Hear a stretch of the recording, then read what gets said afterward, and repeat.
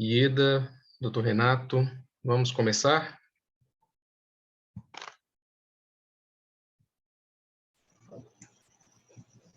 Bom dia a todos.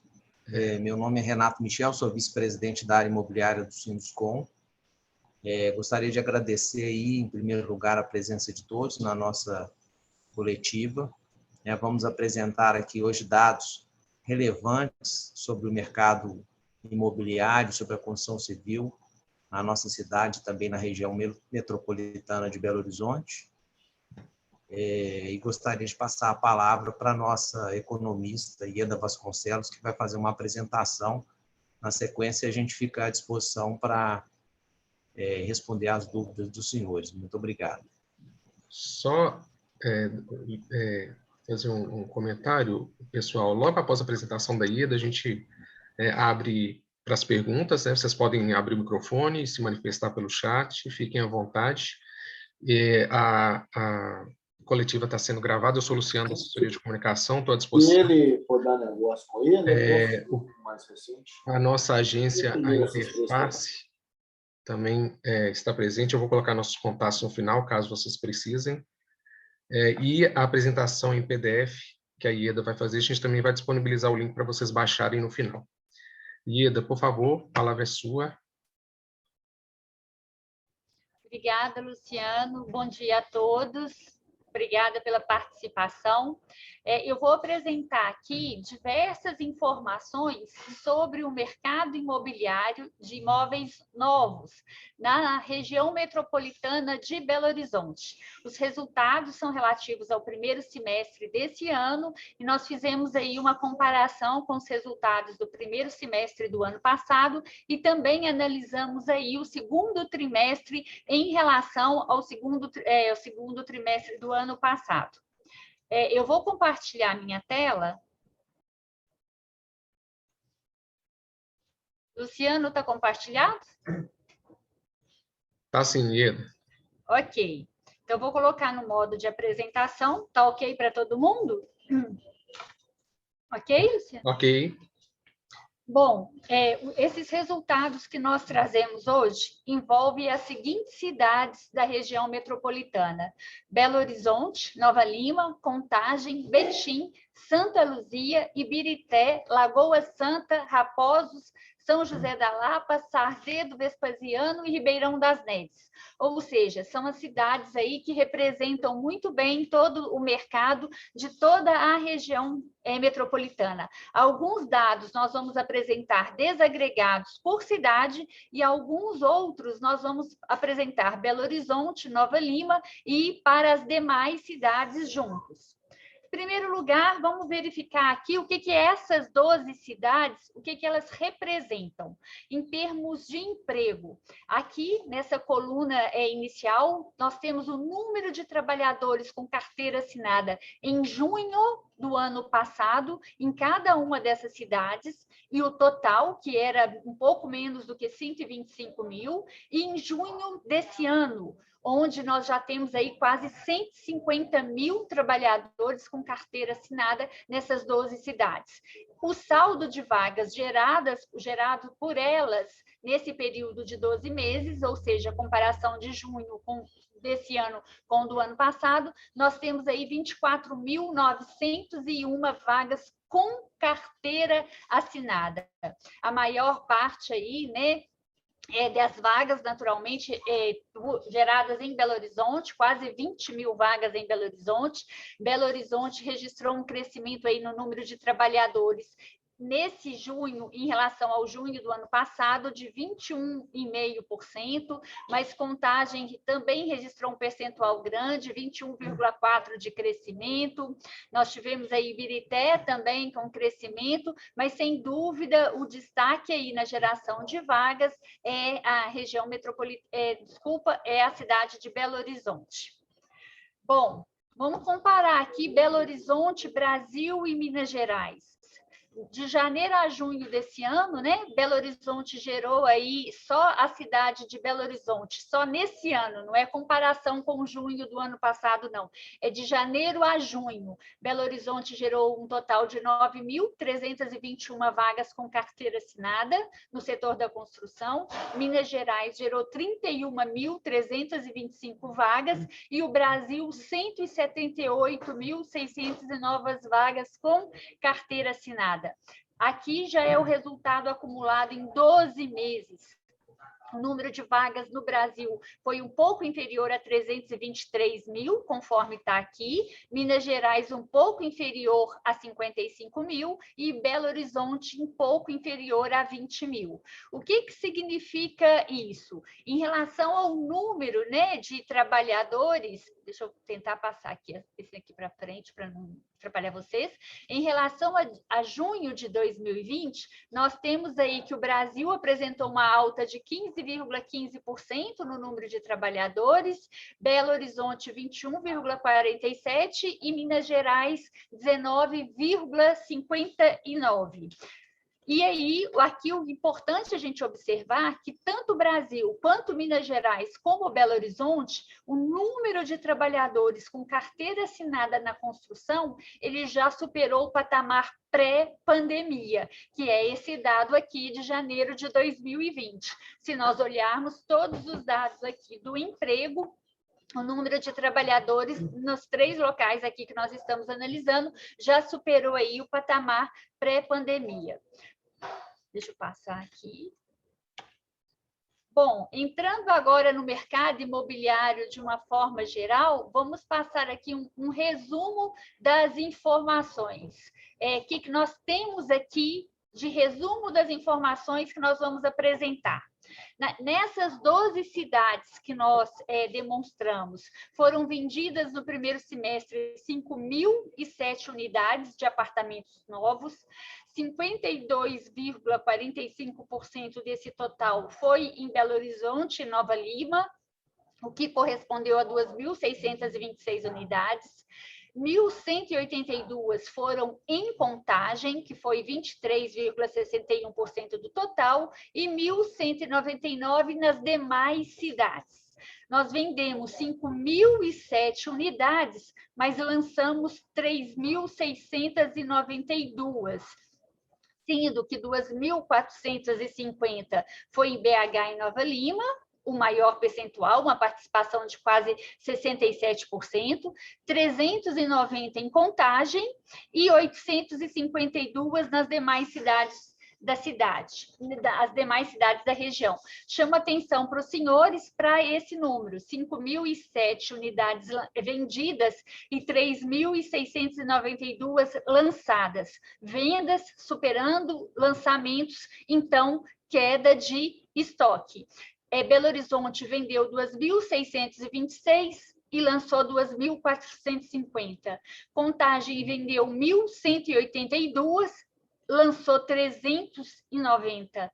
As demais cidades venderam 1.199 e lançaram 852. Nós vamos fazer uma comparação do estoque mais à frente para mostrar o quanto ele caiu.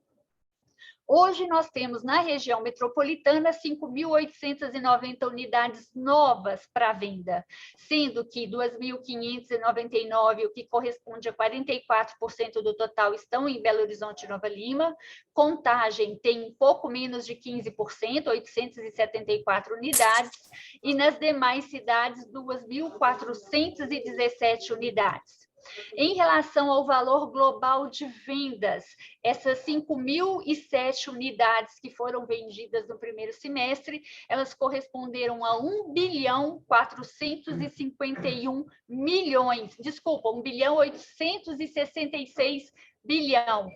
1.451 foi só em Belo Horizonte e Nova Lima, ou seja, quase 78% do total, e 415 milhões nas demais cidades da região metropolitana. Em relação ao valor global de lançamentos, ele atingiu, ou seja, essas 3.692 unidades que foram lançadas, elas corresponderam a 1.313.000.000, sendo que 1.120.000.000 estava em Belo Horizonte e Nova Lima, 85% do valor global lançado, e 193 milhões nas demais cidades. Vamos agora começar a estratificar os dados para vocês compreenderem aí o que aconteceu de forma mais desagregada.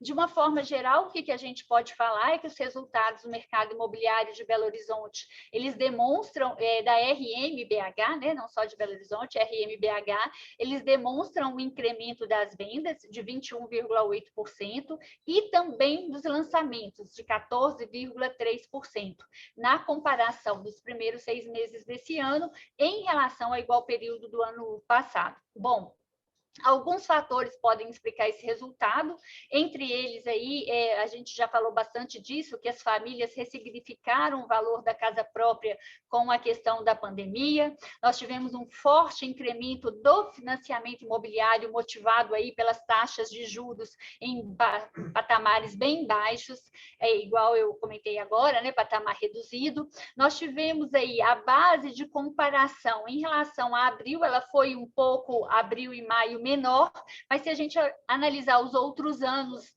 em relação ao primeiro semestre, a gente também cresceu no primeiro semestre desse ano em relação a outros anos. E, por outro lado, né, que nós tivemos esse crescimento das vendas e dos lançamentos, mas nós tivemos uma forte queda da oferta, ou seja, o número de unidades disponíveis para comercialização está aí muito deprimido. E, por fim, nós temos aí esse incremento de lançamentos que poderia ter sido maior para atender mais a oferta, ele não está acontecendo em função do incremento do custo com material de construção, que tem contribuído aí para desestimular os lançamentos, e nós vamos mostrar isso daqui um pouco. Bom, aqui, se a gente analisar vendas, lançamentos, velocidade de vendas, a disponibilidade do que é ofertado em relação ao que é vendido e o estoque, nós temos aqui que de janeiro a junho de 2021, nós temos o maior patamar de vendas em relação a toda a nossa série histórica do Censo do Mercado Imobiliário, que é esse trabalho que nós estamos apresentando aqui, que é realizado pela Brain Consultoria, né, para o Sinduscon MG. Nós temos 2.626 unidades vendidas, foi o maior patamar para um primeiro semestre desde 2016, quando iniciou a série histórica do censo. Em termos de lançamento, nós temos 2.450 unidades lançadas, Belo Horizonte e Nova Lima. Também o maior patamar aqui da série do censo desde que ele começou. Em números de empreendimentos, nós lançamos aí 45 empreendimentos, ele correspondeu aí ao mesmo número de empreendimentos que foi lançado em 2018, mas a velocidade de vendas, que mostra o dinamismo das vendas em relação à oferta, ou seja, quantas unidades são vendidas para cada 100 ofertadas, nós temos aí 13,3% em janeiro a junho, e a maior média histórica aí também no período do primeiro semestre, igual vocês estão vendo. Em relação à disponibilidade da oferta, nós temos hoje 20,5% de tudo que foi lançado, de tudo que foi colocado em oferta, apenas 20,5% está disponível para venda. Em termos de estoque, para vocês verificarem aí o que nós temos disponível para venda, no primeiro semestre de 2016, que foi quando iniciou a série histórica, nós tínhamos 5.391 apartamentos novos para serem vendidos. Hoje, nós temos aí 2.599. Então, nós temos aí, né, um patamar bem inferior ao que tínhamos lá em 2016, 2017, 2018. Vocês podem observar que foi a partir de 2018 que ele começou a cair com mais intensidade, justamente porque a partir de 18 aqui Nós tivemos aqui, especialmente 19, 20, 21 também, nós temos aí um número de vendas bem superior aí em relação ao que é lançado.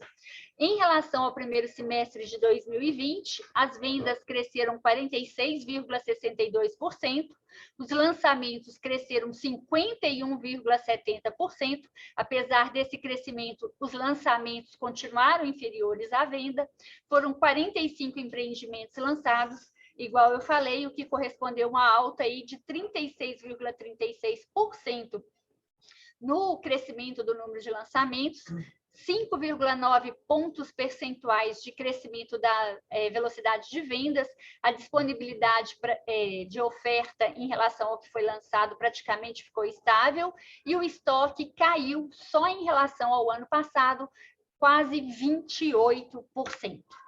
Esse gráfico aqui ilustra bem como que está a situação do estoque da cidade de Belo Horizonte, Nova Lima, ou seja, lá em janeiro de 2016 nós tínhamos 5.867 unidades, nós temos hoje 2.599 e a linha de tendência aqui mostra uma tendência de queda. Só para ressaltar, essas 2.599 unidades que nós temos disponíveis para venda hoje, se nós fizermos aí uma média de tudo que a gente vendeu nesse primeiro semestre, uma média mensal de 437 unidades vendidas por mês, esse estoque daria aí para atender a cidade de Belo Horizonte, Nova Lima, em somente 6 meses. Fora isso, iria certamente faltar imóvel para venda, a não ser que a gente tenha aí um incremento forte no número de lançamentos. Bom, por faixa de valor, nós estratificamos aqui como que está vendas, lançamentos e oferta. Vou destacar aqui para não ficar muito grandes, né? Vendas e lançamentos, mas vocês vão receber o material, podem ver em relação à oferta também, mais detalhes, das 2.626 unidades que nós vendemos no primeiro semestre em Belo Horizonte e Nova Lima, 805 foram até 215 mil, 802 entre 215 e 400 mil, mas o que chama muito a atenção, e nós vamos mostrar por quê no próximo slide, é a venda de imóveis superior a 1 milhão. De 1 milhão até 2 milhões, esse ano nós vendemos 314 unidades e acima de 2 milhões, 130 unidades. Nós vendemos 314 unidades aqui, mas nesse padrão de 1 até 2 milhões foram lançadas 193 unidades. Nós vendemos 130 unidades acima de 2 milhões e foram lançadas 50, ou seja, as vendas surpreenderam até mesmo os lançamentos. Bom, em termos de econômico, nós vendemos 805 e lançamos 880. O standard, que é de 215 até 400, nós vendemos 802 e lançamos 774. E especialmente essas vendas aqui de maior padrão, elas podem ser justificadas aí pela taxa de juros em baixo patamar e o valor da casa própria que as famílias adquiriram, ressignificaram a casa própria, certamente isso daqui contribuiu muito com a baixa taxa de juros para uma troca de imóveis, e por isso que a gente vê aqui quem tinha, né, as condições mudando aqui e migrando para essas faixas de maior valor. Se a gente compara o primeiro semestre de 2020 com o primeiro semestre de 2021 por faixa de valor, a gente tem um crescimento aí em quase todos os padrões, exceto no padrão alto, que nós tivemos uma queda de imóveis de 700 a 1 milhão, mas certamente essa queda nesse padrão foi porque ela migrou para um padrão maior que esse padrão luxo. Nós vendemos 201 unidades dele no ano passado e esse ano vendemos 314. E o super luxo, que é o grande destaque aqui das vendas, nós vendemos 46 unidades no primeiro semestre do ano passado e esse ano 130 unidades, ou seja, um aumento de 182%. A mesma coisa aqui no econômico, nós também tivemos um crescimento das vendas de quase 46%, padrão standard quase 52% e médio 23. Por outro lado, nós temos aí em relação a lançamentos, nós temos que o padrão standard, nós tivemos um crescimento grande aqui no volume de lançamentos. O ano passado, no primeiro semestre, foram somente 144 unidades lançadas. Esse ano nós já passamos para 774. Mesmo assim, o número de vendas superou esse volume de lançamentos, né? E nos padrões mais altos, nós tivemos aí uma queda no volume de lançamentos, ou seja, essas vendas aqui chegaram a surpreender e os lançamentos não acompanharam o incremento dessas vendas de imóveis de maior valor. Em relação à oferta, que é o estoque disponível por faixa de valor, a gente vê aqui que praticamente todas as faixas de valor, em relação a junho do ano passado, elas registraram queda, ou seja, o estoque de unidades novas disponível para comercialização está em queda em todas as faixas de valor, com exceção desse standard aqui, que cresceu 7,5% em relação ao ano passado.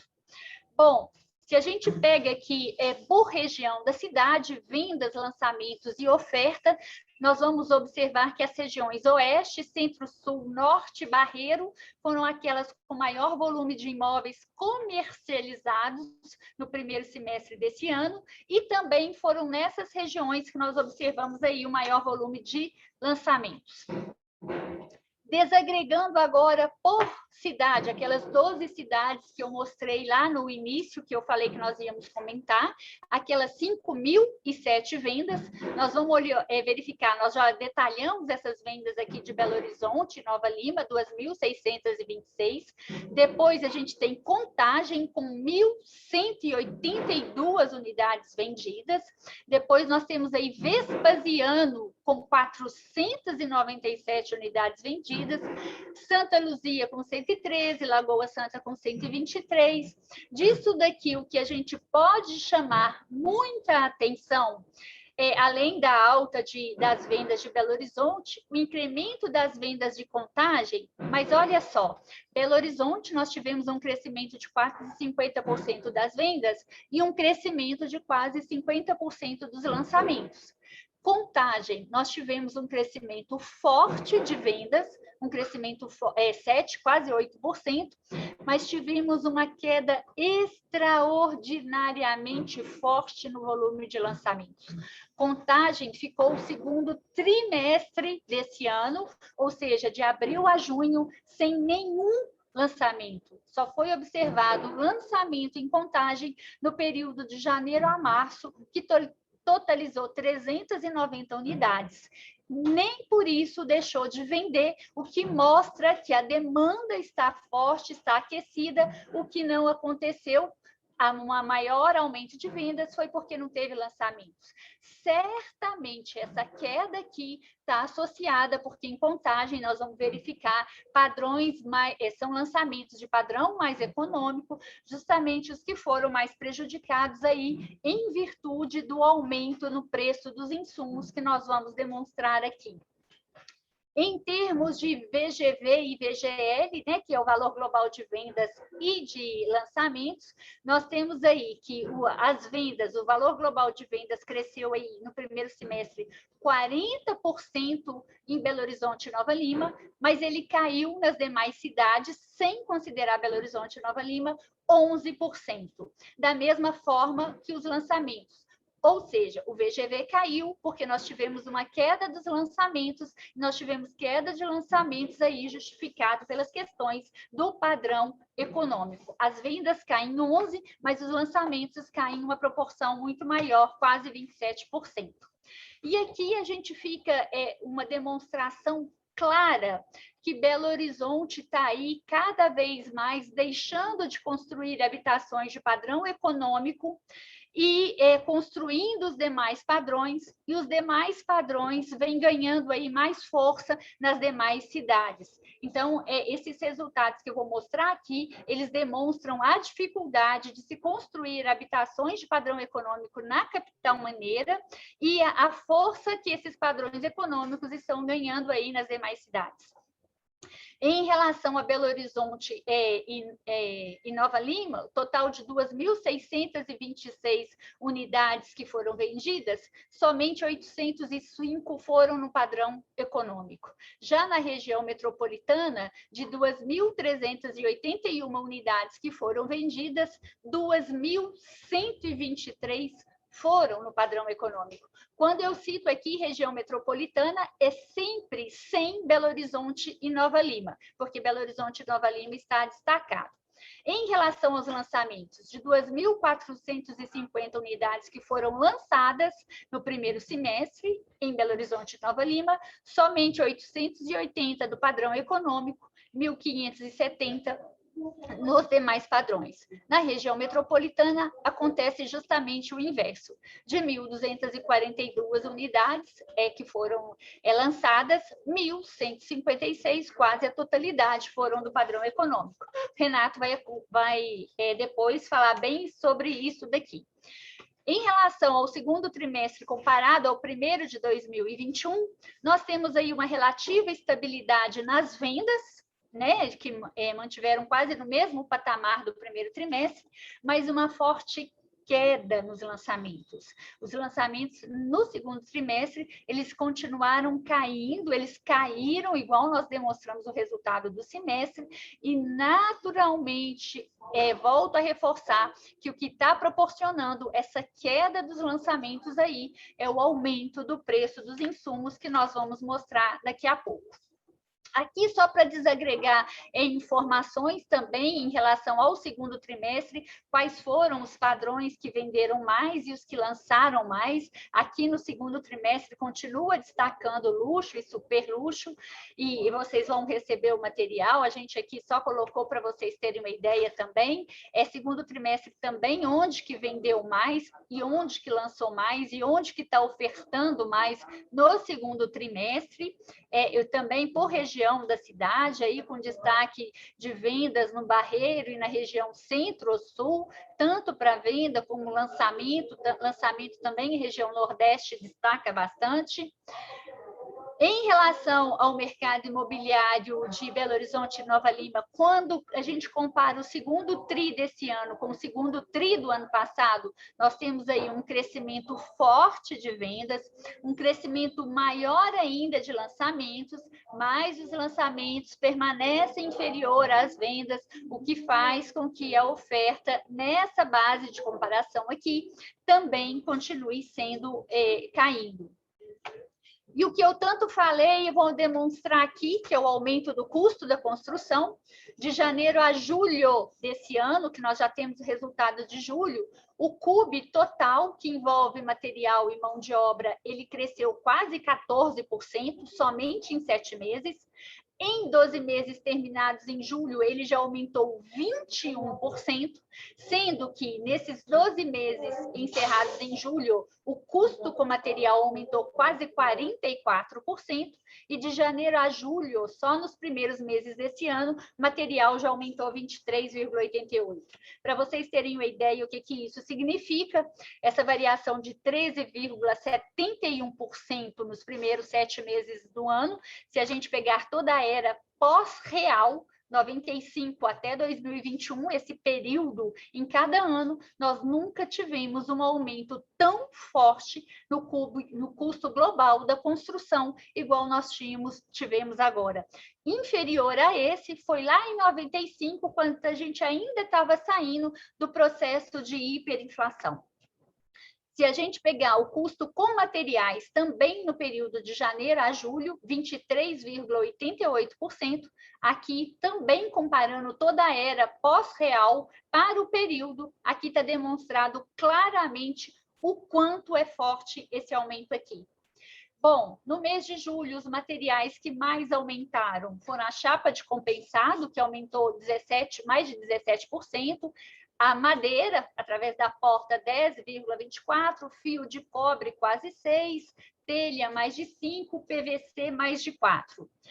Nos 7 primeiros meses desse ano, nós temos aí a chapa de compensado com aumento de quase 60%, o aço com aumento de quase 60% e os outros insumos aqui listados também com forte aumento.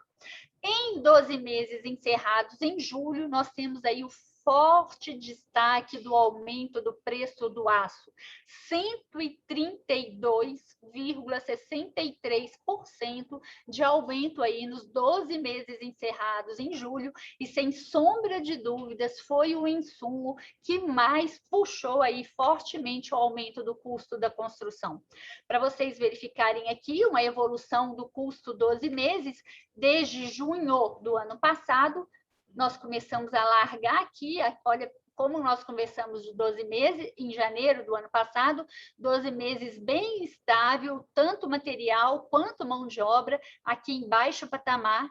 Depois nós tivemos aqui o material destoou completamente, 43,29, fazendo o custo em geral aumentar 21,5 e a mão de obra 5,95. Por fim, o que esses aumentos estão significando? Aqui nós apresentamos a evolução do preço médio de venda de apartamentos novos em Belo Horizonte e Nova Lima. Nos últimos 12 meses finalizados em junho, o preço médio de apartamentos novos em BH e Nova Lima cresceu 17,68%. Essa alta ainda não foi capaz de recompor a alta do custo com o material, porque nesse período o material aumentou 21,5%. Somente no primeiro semestre desse ano, os preços cresceram 9,89%, mas o custo da construção aumentou quase 14%. De uma forma geral, essas eram algumas das informações que a gente queria trazer para ilustrar para vocês. E agora, tanto eu quanto o Renato Michel. Renato, estamos à disposição aí para pergunta. Deixa eu só responder a primeira pergunta aqui, Luciano, que está no chat. João Paulo, não, nós não fazemos acompanhamento de vendas de imóveis usados, porque nós somos sindicato da construção e nós observamos aí o processo produtivo, né, de incremento de atividades da construção, tá bom? Renato? Bom, pessoal, acho que ficou claro aí para vocês o momento que o mercado imobiliário vive, a Ieda destacou, né? Por um lado, aí temos um aumento significativo nas vendas, que vem desde o ano passado, pelos motivos que a Ieda já colocou, mas que eu gostaria de relembrar. Eu sempre falo em 3. O primeiro deles é a ressignificação do imóvel pela família brasileira. O fato das pessoas terem ficado mais tempo em casa durante a pandemia fez com que elas valorizassem ainda mais a casa própria. Se a gente for pensar bem, o único lugar onde a gente tira a máscara é em casa. Além disso, as pessoas ficaram trabalhando em casa, em home office, as crianças estudando em casa. Então, as pessoas despertaram para a necessidade de uma casa mais confortável, com os espaços adequados para todas essas atividades que foram incorporadas à rotina do lar. O segundo ponto é a rápida adaptação das empresas ao digital. As empresas já vinham investindo em plataformas digitais e, no momento da pandemia, onde os estandes de venda tiveram que ser fechados, as empresas rapidamente se adaptaram e hoje o processo de venda de um imóvel pode ser feito de uma forma totalmente remota. Desde o contato do cliente, que hoje tem as visitas virtuais, até mesmo a assinatura de contrato e o registro no cartório, tudo isso pode ser feito de uma forma remota, sem a necessidade da presença física das pessoas. E o terceiro ponto é a questão da taxa de juros. A queda da taxa de juros, que em determinado momento ficou aí na casa de 14%, 15%, chegamos ao patamar mínimo histórico de 2%, hoje ela está um pouco acima disso. Essa queda, ela introduziu pessoas que estavam no mercado e que passaram, então, a ter acesso a financiamento imobiliário, lembrando que as pessoas só podem comprometer 30% da renda familiar com a prestação do imóvel. Então, se a prestação cai, mais pessoas, mais famílias têm acesso a financiamento imobiliário. Isso também foi determinante. Além disso, com a queda da taxa de juros, a gente também teve o retorno do investidor e do comprador dos apartamentos de alto luxo, que às vezes estavam com seu dinheiro no banco, recebendo uma remuneração interessante, e no momento que essa remuneração ela caiu aí em função da redução da taxa de juros, ele preferiu investir esse recurso em qualidade de vida, né, melhorando o seu apartamento, fazendo um upgrade, mudando para um apartamento maior, mudando às vezes até para uma casa, enfim, houve um movimento muito grande, como vocês podem ver, nas faixas mais altas. Lembrando que as nossas faixas elas não são corrigidas desde 2016 e que essa pressão dos custos ela acaba criando uma migração natural dentro das faixas, né? Com o aumento dos preços dos imóveis, eles hoje, o mesmo imóvel que era enquadrado numa faixa, hoje ele às vezes está enquadrado numa faixa superior em função do próprio aumento. Hoje é difícil você encontrar na zona sul de Belo Horizonte um apartamento que custe menos de R$1 milhão. Então, essa faixa de luxo entre 1 e 2, ela também foi muito impulsionada por essa própria migração entre faixas, né? Mas estamos aqui à disposição de vocês para responder as perguntas, e a gente percebe uma grande curiosidade, de uma forma geral, em relação ao mercado imobiliário, principalmente porque o mercado imobiliário conseguiu passar pela crise sem maiores problemas, né? Contribuindo com a economia do nosso país. Os trabalhadores da construção civil eles se mantiveram ativos durante todo o período da pandemia, né? O nosso setor foi considerado atividade essencial, e isso foi muito importante, porque esses trabalhadores usaram muito pouco ou quase nada dos benefícios do governo, ajudando o país, né? Gastando menos recursos com esse tipo de subsídio, e também ajudando o país na retomada econômica, lembrando, como a Ieda bem colocou, que em 2020, apesar dos pesares, o setor da construção ele teve um saldo positivo no número de vagas. Terminamos o ano gerando emprego, né? A construção civil ela é cíclica, né? Tem sempre gente saindo e entrando na obra em função do ciclo produtivo, mas no final nós contratamos mais do que demitimos. É isso. Pessoal, estamos abertos para as perguntas, podem manifestar, podem abrir o microfone, fazer pelo chat, fiquem à vontade. Leandro, acho que levantou a mão. Levantou, Leandro? Eu não vi aqui. O Leandro, quer se manifestar, por favor?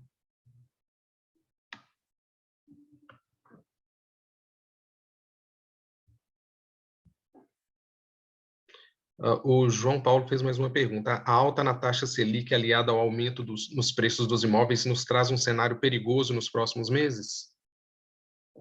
Renato, quer responder?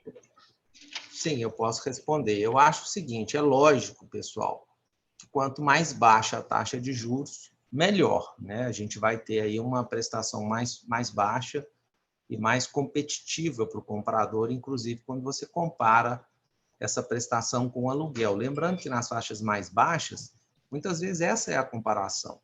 A pessoa está pagando um aluguel, lembrando que também morar é imperativo, né? A pessoa não tem outro recurso, não é uma coisa que você pode simplesmente cortar do seu orçamento. Então, nas faixas mais baixas, muitas vezes, são aquelas famílias que estão no aluguel, que estão pagando uma prestação, que vêm para o mercado imobiliário, e, na maioria das vezes, a prestação do imóvel próprio ela acaba ficando mais em conta do que o próprio aluguel.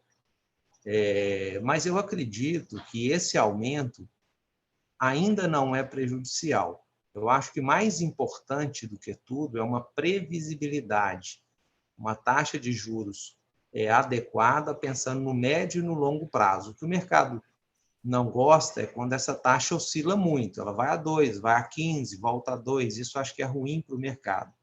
Mas apesar da gente estar tendo um aumento momentâneo, muito em função da inflação, e o governo sabe que esse aumento da taxa, se por um lado controla a inflação, por outro ele vai prejudicar o crescimento do país, eu não acredito que a gente volte a ter taxas tão elevadas quanto a gente teve no passado. E eu acho que essas taxas vão estabilizar em algum momento aí na faixa de 5%, 6%, o que ainda é uma taxa confortável para a gente poder oferecer uma boa condição de crédito para o nosso comprador.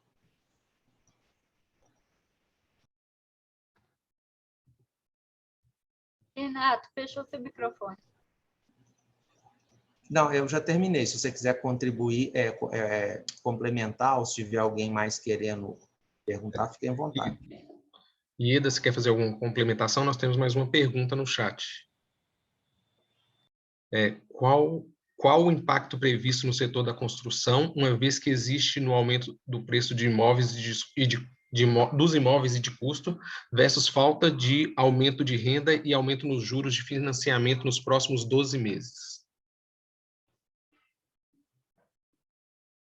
Vamos lá. O que eu respondo essa, Renato? Pode iniciar a resposta, Ieda, Pode. depois eu complemento. Tá, ok. Tá. Primeiro, qual o impacto previsto no setor da construção, uma vez que existe aumento no preço dos imóveis e de custos, né? E a falta de renda e aumento dos juros de financiamento imobiliário. Vamos lá, tem várias partes. Em relação ao setor da construção civil como um todo, o impacto é que o setor vai crescer bem menos do que ele poderia crescer. Considerando o setor da construção civil como um todo, a expectativa é que a construção cresça 4% esse ano, né? Uma expectativa da Câmara Brasileira da Indústria da Construção, que esse crescimento seja de 4% em relação ao ano passado, falando em setor como um todo, e esse crescimento ele poderia ser bem superior a esse 4%, se não fosse aí especialmente esse impacto do aumento de custos. Em relação à questão do aumento dos juros de financiamento e a questão da renda da população, o que nós temos observado até agora é que nós temos aí uma forte geração de vagas com carteira assinada. Nos primeiros 6 meses desse ano, o país já registrou aí mais de 1,5 milhão de novos postos de trabalho com carteira assinada e uma queda aí da população mais informal. E o aumento dos juros de financiamento é a questão que o Renato comentou. Os juros no patamar que eles estão hoje, né, eles ainda seguem atrativos para o financiamento imobiliário. Eles seguem muito inferiores, seguem aí, a gente tem observado nos números de financiamento, que eles seguem tão atrativos que o financiamento está batendo recordes aí, o financiamento imobiliário do período pós-real.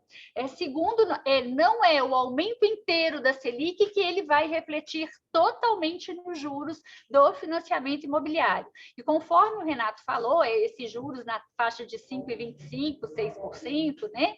Por certo, ele é bem inferior ao que nós tivemos em 2016, 2015, de 14,25%.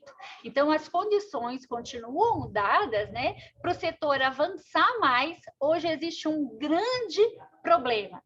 O grande problema do setor hoje, que é dado em todas as sondagens da construção civil, é o aumento de insumos e a demora de entrega, né? E a escassez. Então, esse é o grande problema que está impedindo hoje o setor de avançar mais. Renato. Só complementando a resposta da Ieda, né?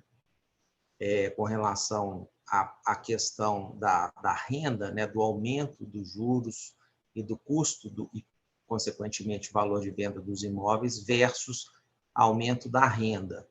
Nós hoje avançamos muito na questão do financiamento imobiliário, especialmente no ano passado, e nós temos várias modalidades de financiamento. É sempre importante a gente esclarecer isso. No passado, a gente tinha uma única modalidade, que era o financiamento com taxas pré-fixadas, e mais a TR, né? E isso gerava um aumento para o consumidor, porque nessa taxa pré-fixada sempre estava embutido um nível de incerteza muito grande, principalmente falando em 30 anos, que é o prazo médio aí de um financiamento imobiliário. Atualmente, os bancos trouxeram inovações em taxas variáveis, onde você tem uma parcela fixa, que é, de fato, os juros, em torno aí de 4%, 3,95%, salvo engano, é o que a Caixa está trabalhando, mais um indexador, que pode ser tanto a poupança quanto o IPCA, que é a inflação oficial. Então, para o tomador, fica bem mais confortável, porque, em tese, a renda vai corrigir pelo IPCA ou pela poupança. Então, a taxa está fixada em 3,95, é uma taxa real, e essa, vamos dizer assim, essa inflação representada pelo IPCA, ela não ameaça a capacidade de pagamento do comprador, uma vez que ela corrige no mesmo índice do salário mínimo, por exemplo. Então, essa prestação, apesar dela ser crescente, ela sempre vai representar um mesmo percentual da renda do comprador ao longo do tempo. Então, isso acaba eliminando esse risco aí de você ter um descasamento entre o valor da dívida e o valor da renda.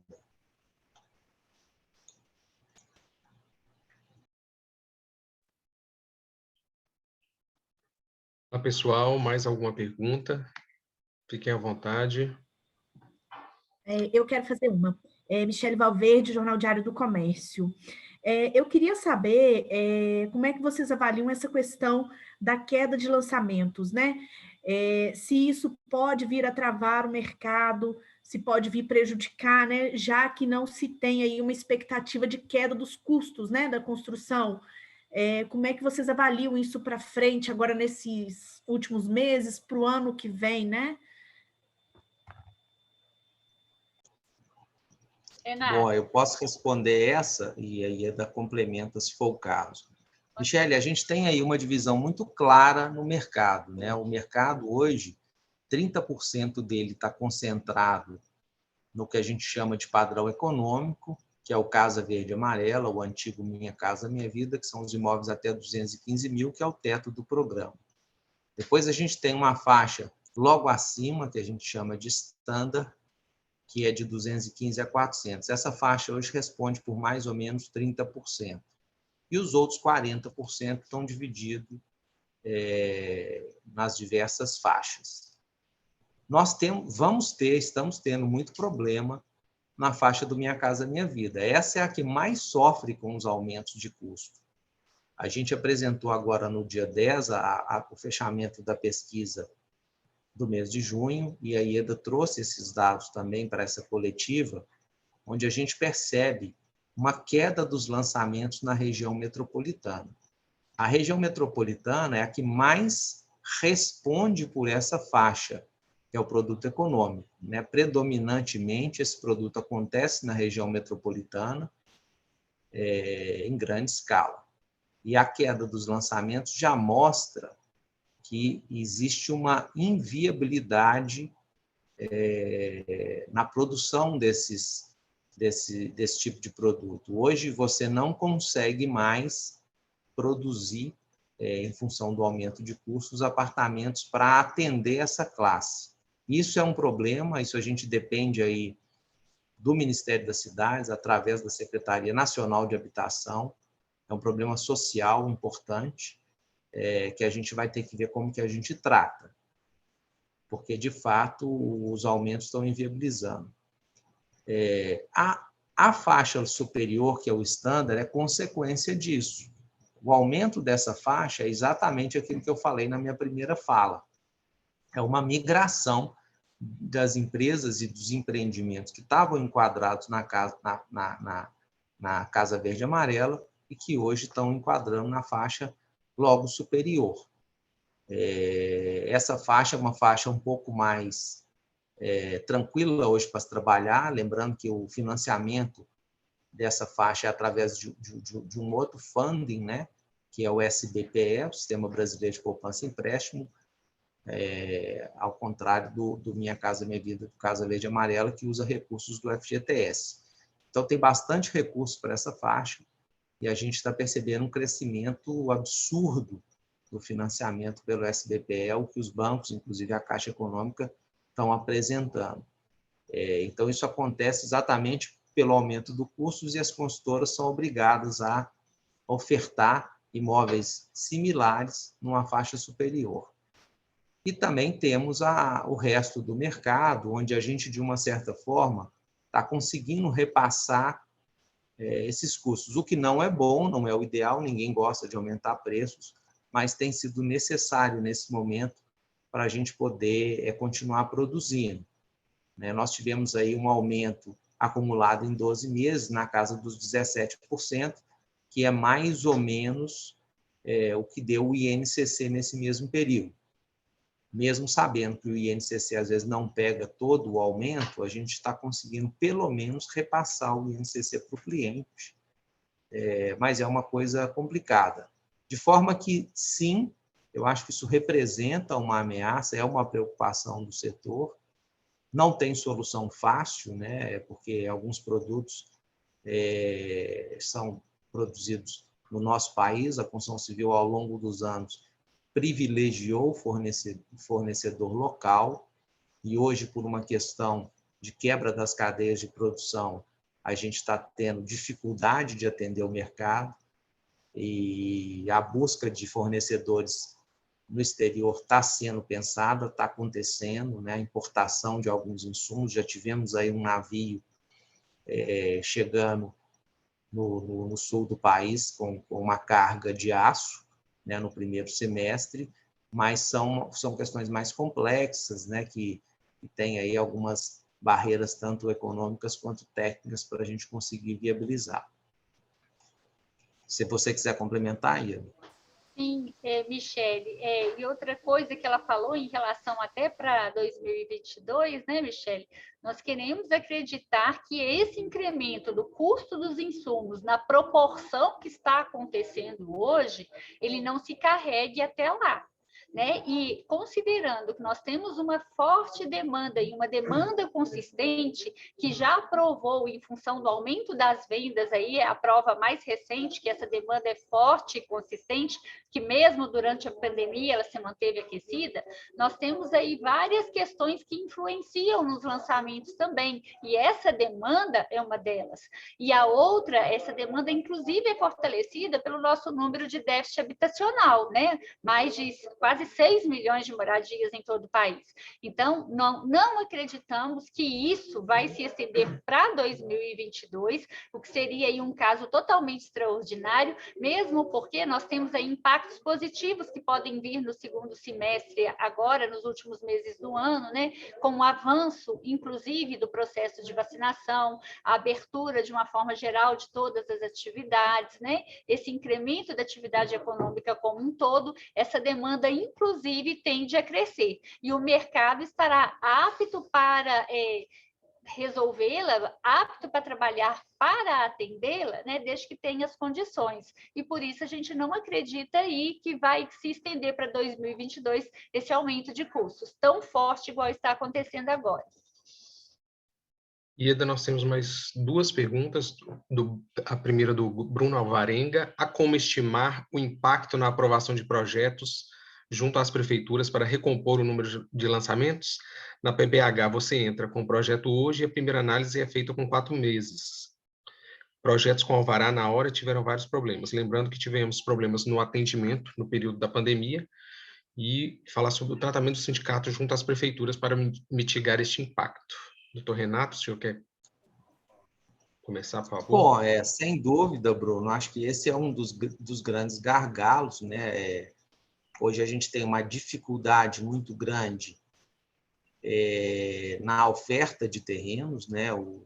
A própria mudança do plano diretor aí trouxe algumas novas regras, parte delas já está em vigor, já foi implementada, outra parte vai entrar definitivamente a partir de fevereiro de 2023, mas o mercado já sofre aí com esse tipo de situação. E, além disso, a gente tem uma dificuldade muito grande na tramitação dos projetos junto à prefeitura, uma morosidade muito grande. São várias secretarias envolvidas na aprovação de um projeto, além da regulação urbana. Você tem o meio ambiente, o patrimônio histórico, a ABH Trans, e outras, né? Então, assim, essa interface entre as secretarias é feita de uma forma muito difícil, muito morosa. Muitas vezes o empreendedor é que tem que ficar carregando esse processo de uma secretaria para outra. A gente não tem uma porta única para protocolo desse projeto. Então, sem dúvida nenhuma, essa é uma questão que nos preocupa. A gente está sempre em contato com as prefeituras, não só de Belo Horizonte, como da região metropolitana, buscando soluções para minimizar, vamos dizer assim, esses problemas, para dar mais agilidade, mas também é uma coisa que nos preocupa bastante no momento. A próxima pergunta é do João Paulo Gomes. O desempenho verificado no primeiro semestre em relação ao mercado de BH foi resultado de um desempenho excepcional das principais construtoras ou foi percebido no mercado como um todo, construtoras pequenas e médias? Posso responder. João Paulo, o censo do mercado imobiliário, ele não é uma pesquisa, ele é um censo. Sendo assim, ele não envolve somente pequenas ou somente grandes. Ele envolve todo o mercado. E considerando que a gente pega todos os padrões, né, igual você viu, desde o econômico, o standard, médio, luxo, alto luxo, e nós verificamos que houve aí uma melhora em todas as faixas. Então, não é um desempenho aí excepcional que se observa numa faixa específica e que aí você possa falar que então aí é uma faixa somente de grandes empresas ou somente de pequenas empresas.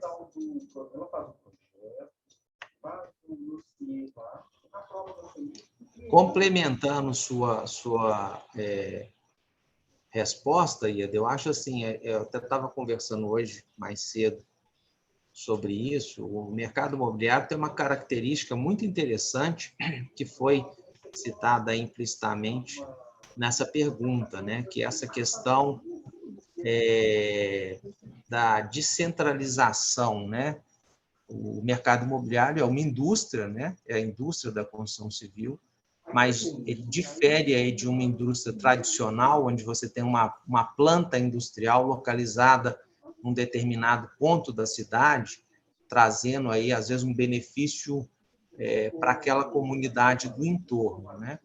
O mercado imobiliário, ele tem, cada obra é uma indústria, né? Então, você tem uma série de pequenas indústrias espalhadas na cidade, gerando aí benefícios econômicos para todas as regiões da cidade. É inegável que onde você tem uma obra, você tem aí uma possibilidade para aquela região, né? A obra sempre vai buscar, às vezes, a mão de obra que está naquela região, ela vai se servir, às vezes, de um depósito de materiais de construção que está naquela região, de um fornecedor, de uma vidraçaria que está naquela região. Então, o benefício da construção civil ele é universalizado na cidade através desses diversos canteiros, né?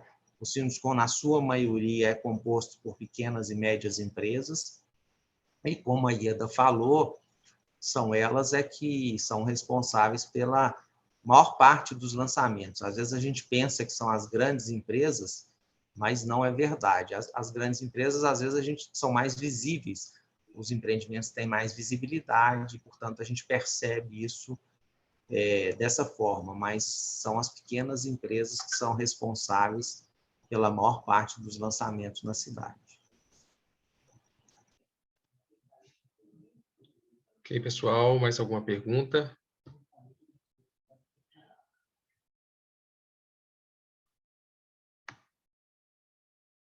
Acho que não. Participaram hoje da nossa coletiva o nosso vice-presidente da área imobiliária, Renato Michel, e a partir do dia 1º de setembro, nosso presidente, novo presidente do Sinduscon eleito, para o triênio 2021-2024, a nossa economista e assessora econômica do Sinduscon, Ieda Vasconcelos.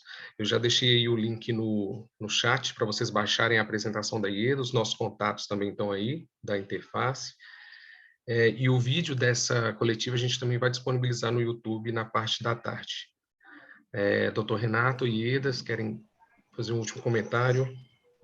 Bom, como palavra final, só agradecer a vocês, né? Os veículos de comunicação como um todo, a imprensa, são grandes parceiros do setor e nós estamos sempre à disposição de vocês para divulgar, né, os números relevantes aí do mercado. Muito obrigado.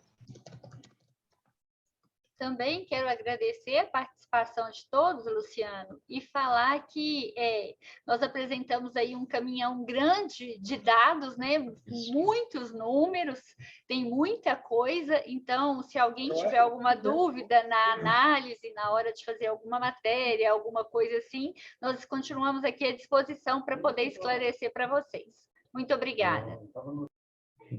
Obrigado, pessoal. Obrigado a todos pela participação, a todos os colegas jornalistas. Obrigado e até a próxima coletiva.